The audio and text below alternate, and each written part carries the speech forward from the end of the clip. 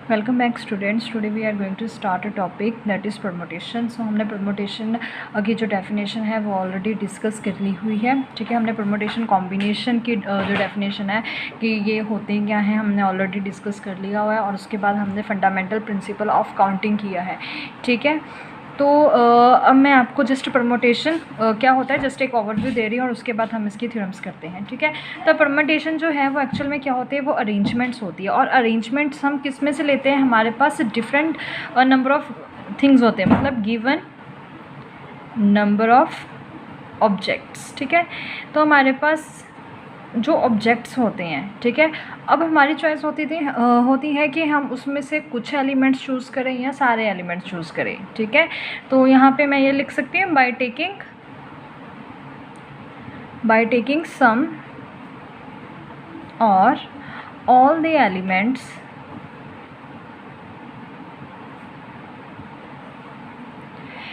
Bye taking sum और all the elements. ठीक है, अब यहाँ पे आप एलिमेंट्स की जगह ऑब्जेक्ट्स भी लिख सकते हैं। ठीक है, तो इस केस में क्या है, परमुटेशन के केस में क्या होता है कि आपके पास गिवन नंबर ऑफ ऑब्जेक्ट्स होते हैं। आप क्या करते हो, उन ऑब्जेक्ट्स में से या तो एट ए टाइम सिर्फ कुछ एलिमेंट चूज़ करते हो, या सभी एलिमेंट्स को चूज़ करके या सभी ऑब्जेक्ट्स को चूज़ करके अरेंजमेंट्स बनाते हो। ठीक है, तो ये प्रॉपर डेफिनेशन है परमुटेशन की। तो परमुटेशन में और कॉम्बिनेशन में क्या डिफरेंस है, ये हमें ऑलरेडी पता है कि परमुटेशन में ऑर्डर मैटर करते हैं, बट कॉम्बिनेशन में जो ऑर्डर है वो मैटर नहीं करता है। ठीक है, सो अब हम करते हैं theorems which is based on permutation. तो थ्योरम नंबर वन हमारे पास क्या है, the number of permutations of n different objects taken all at a time is given by NPN। ठीक है, तो ये हमारे पास परमुटेशन का फॉर्मूला है। क्लियर।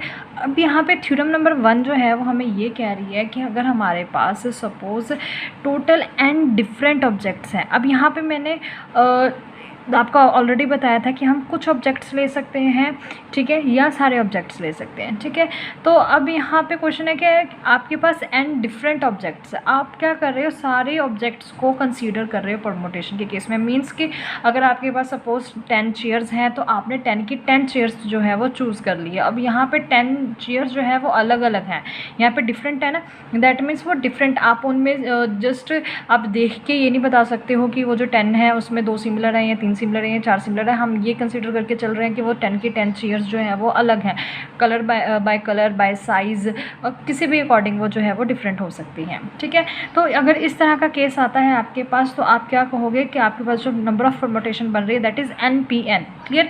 तो मैं आपको इससे पहले जर्नल केस ज़रूर बता देती कि परमुटेशन का जो जर्नल केस है हम वो कैसे कंसीडर करते हैं। तो परमुटेशन एक्चुअल में होता क्या है, परमुटेशन में आपके पास देखो आपने क्या करना होता है, सिलेक्शन लेनी होती है। ठीक है, सिलेक्शन करते हो या आप क्या करते हो, टर्म्स जो है वो चूज़ करते हो। ठीक है, सिलेक्शन करनी होती है, आपके पास गिवन नंबर ऑफ ऑब्जेक्ट्स होते हैं। ठीक है, तो हम यहाँ पे क्या ले रहे हैं कि सपोज़ मेरे पास n डिफरेंट ऑब्जेक्ट्स हैं। यहाँ पे मैंने क्या लिया, n डिफरेंट ऑब्जेक्ट्स लिया। ये मेरे पास क्या है, n डिफरेंट ऑब्जेक्ट्स है। ठीक है, और मैं ये कंसीडर कर रही हूँ कि मैं उनमें से टोटल नंबर ऑफ़ ऑब्जेक्ट्स मेरे पास n है, और उन n ऑब्जेक्ट्स में से मैं r को कंसीडर कर रही हूँ एट ए टाइम। मतलब मैंने सिर्फ उसमें से r नंबर ऑफ़ जो ऑब्जेक्ट्स हैं वो चूज़ किए। ठीक है, तो r क्या हो गई, r जो है वो मेरी सिलेक्शन हो गई। मैंने मीन्स कि n आइटम में से r आइटम्स जो है वो सिलेक्ट किए हैं। ठीक है, तो एक एग्ज़ाम्पल ले लेते हैं। सपोज़ आपके पास आपकी क्लास में 10 स्टूडेंट्स हैं। ठीक है, टोटल नंबर ऑफ़ स्टूडेंट्स कितने हैं, 10, और मैंने उसमें से 5 सेलेक्ट करने हैं। तो इस केस में क्या होगा, n की वैल्यू जो है वो 10 होगी और r की वैल्यू क्या होगी 5। Total number of students that means total number of objects कितने हैं आपके पास 10, और आपने उसमें से सिलेक्ट कितने करने हैं 5। तो यहाँ पे जो r है, r क्या शो करता है कि आपके पास सिलेक्शन कितनी है, और n क्या शो करता है कि आपके पास टोटल नंबर ऑफ़ ऑब्जेक्ट्स कितने हैं। ठीक है, तो अब फॉर्मूला देख लेते हैं कि परमोटेशन है तो उसका फॉर्मूला भी होगा कोई। तो फॉर्मूला कैसे लिखते हैं, NPR, और कई बुक्स में जो फॉर्मूला है वो इस तरह से भी दिया होता है NPR। क्लियर, तो आप अभी बेटर है ये यूज़ करें, ये काफ़ी कम बुक्स में, मतलब आप अब जब हाई क्लासेस में हो जाओगे तब इस परमुटेशन की जगह ये साइन यूज़ होता है। ठीक है, लोअर क्लासेस में भी वैसे कई बुक्स में ये इन्होंने यूज़ किया होता है। तो NPR का जो फॉर्मूला है, अब हम वो कर लेते हैं कि NPR का जो फॉर्मूला है वो किस तरह से ओपन होता है। ठीक है, तो यहाँ पे मैं NPR का फॉर्मूला लिख देती हूँ, n factorial upon n minus r factorial. तो ये बेटा परमुटेशन का जो है वो फॉर्मूला है। क्लियर है, ये फॉर्मूला आपने क्वेश्चंस में यूज़ करना है, ये इम्पॉर्टेंट फॉर्मूला है, इस पे CTM लिख लेना। ठीक है, तो ये हमारे पास किसका फॉर्मूला हो गया, परमुटेशन का। तो ये हमारे पास एक्चुअल फॉर्मूला है। जो थ्योरम नंबर 1 है, थ्योरम नंबर 1 में क्या है आपके पास, टोटल नंबर ऑफ ऑब्जेक्ट्स कितने हैं n, मतलब आपके पास डिफरेंट ऑब्जेक्ट्स कितने हैं n है, और आपने सेलेक्ट कितने करने हैं, आपने उनमें से जो सिलेक्ट करने हैं taking all at a time, मतलब आपने n के n सेलेक्ट करने हैं। दैट मीन्स इस केस में आपके पास टोटल नंबर ऑफ़ ऑब्जेक्ट्स भी n है और r की वैल्यू भी n है, इसलिए हमने यहाँ पे NPN लिखा है। ठीक है, एक इम्पॉर्टेंट चीज़ और कि आप जितने भी क्वेश्चन हैं परमोटेशन के, ठीक है, वो आप फंडामेंटल प्रिंसिपल की हेल्प से कर सकते हैं, फंडामेंटल प्रिंसिपल ऑफ काउंटिंग। ठीक है, लेकिन कुछ क्वेश्चंस होते हैं जिसमें आपके पास वैल्यूज़ जो बहुत बड़ी होती हैं, उस केस में आप फंडामेंटल प्रिंसिपल ऑफ काउंटिंग जो है वो यूज़ नहीं कर सकते हो, लेकिन आपके पास 50% ऐसे क्वेश्चंस हैं परमोटेशन के जिसमें आप fundamental principle of counting use करते हैं। ठीक है, तो मैं अब आपको ये बताने लगी हूँ कि फंडामेंटल प्रिंसिपल ऑफ काउंटिंग से हम परमोटेशन पे कैसे गए हैं। ठीक है, मैं आपको इसी फॉर्मूले से जो है थ्योरम नंबर 1 से ही आपको करवाती हूँ। ठीक है, तो जब हमने फंडामेंटल प्रिंसिपल ऑफ काउंटिंग पढ़ी थी तो हमने वहाँ पे एक ब्लॉक मेथड किया था। ब्लॉक मेथड आपको याद होगा कि सपोज़ मेरे पास टोटल 10 डिजिट्स हैं। ठीक है, 0 1 2 3 4 5 6 7 8 9। ठीक है, ये कितने डिजिट्स हैं, टोटल हमारे पास 10 डिजिट्स होते हैं। ठीक है, अब मैंने आपको बोला कि इसमें से कोई 5 सेलेक्ट कर लो। ठीक है, अब यहाँ पे 5 सेलेक्ट करने के लिए बोला है मैंने, दैट मीन्स आपको मैंने ये बोला है कि 5 डिजिट्स वाला एक नंबर आपने बनाना है। ठीक है, तो इस केस में पहले मैं 0 जो है वो एक्सक्लूड कर रही हूँ, क्योंकि अगर आपने यहाँ पे अगर 5 डिजिट्स का आपने नंबर बनाना है, ठीक है, तो आपको क्या चाहिए, आपको इस प्लेस पे 0 नहीं चाहिए होगा। अगर आप यहाँ पे इस प्लेस पे 0 लिख देंगे तो आपके पास सिर्फ 4 डिजिट का नंबर बनेगा। ठीक है, तो इस केस से इसलिए मैं 0 जो है वो एक्सक्लूड कर रही हूँ। अब यहाँ पे मेरे पास टोटल कितने टर्म्स है, टोटल मेरे पास 9 डिजिट्स है, उसमें से आपने कितनी सेलेक्ट करनी है, 5 सेलेक्ट करनी है। तो यहाँ पर आपके पास n की वैल्यू कितनी है 9, और r की वैल्यू हमारे पास इस क्वेश्चन में कितनी है, दैट मीन्स आपने जो सिलेक्शन लेनी है दैट इज़ 5। अगर मैं यहाँ पे फंडामेंटल प्रिंसिपल ऑफ काउंटिंग लगाती हूँ तो क्या होगा, देखो यहाँ पे 5 डिजिट है। आप मैंने कुछ भी नहीं बोला कि इवन और ऑड होना चाहिए, तो आपके पास कोई भी स्पेशल केस नहीं आ रहा है, सिंपल हमने 5 डिजिट का नंबर बनाना है। तो आपके पास टोटल कितने डिजिट्स हैं, टोटल 9 डिजिट्स हैं। तो मीन्स आप फर्स्ट प्लेस को डिफरेंट 9 वेज से फिल कर सकते हो। ठीक है, फर्स्ट प्लेस को कितने वेज से फिल कर सकते हो, 9 वेज से। सेकंड प्लेस को कितने वेज से फिल कर सकते हो, देखो यहाँ पे आपके पास 9 थे, अब 9 में से अगर आपने यहाँ पे कोई एक टर्म लिख दिया, दैट मीन्स एक नंबर तो यहाँ पे जो है वो फिक्स्ड हो गया, वो नंबर अब किसी और प्लेस पे नहीं जा सकता है। ठीक है, तो अब हम क्या करेंगे, अब हम यहाँ पे अगर कोई नंबर चूज़ करेंगे तो उसके लिए हमारे पास कितने वेज होंगे, उसके लिए हमारे पास 8 वेज होंगे। सिमिलरली सेकंड यहाँ पे 2 टर्म्स जो है वो मेरी फिक्स्ड हो गई है।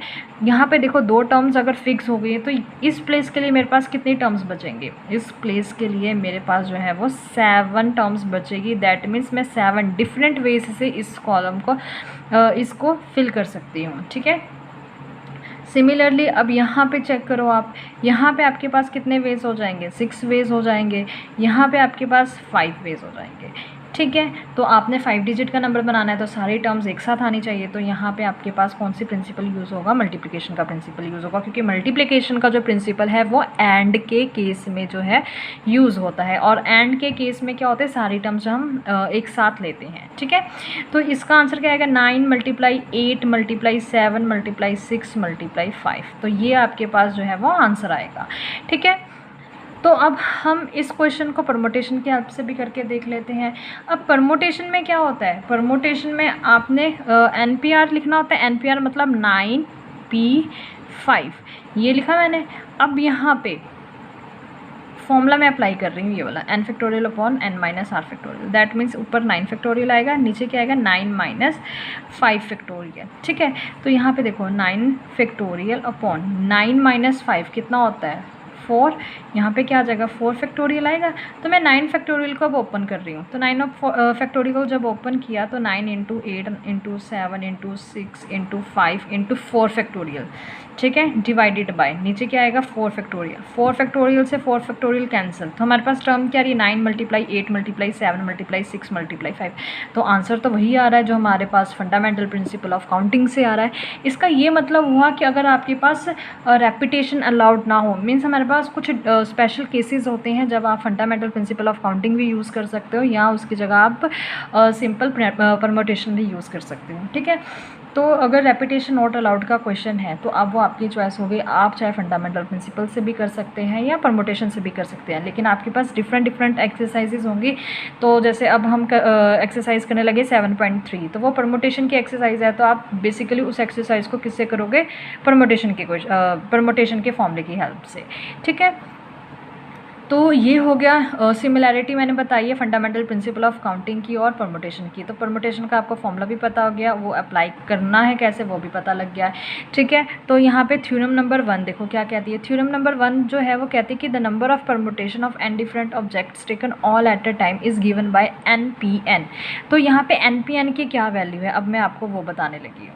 ठीक है, सो इस केस को हम फंडामेंटल प्रिंसिपल ऑफ काउंटिंग की हेल्प से भी करके देखते हैं। इसमें हमारे पास क्या है n डिफरेंट ऑब्जेक्ट्स है, n डिफरेंट ऑब्जेक्ट्स, और हमारे पास सिलेक्शन कितनी है, n ही सिलेक्शंस हैं।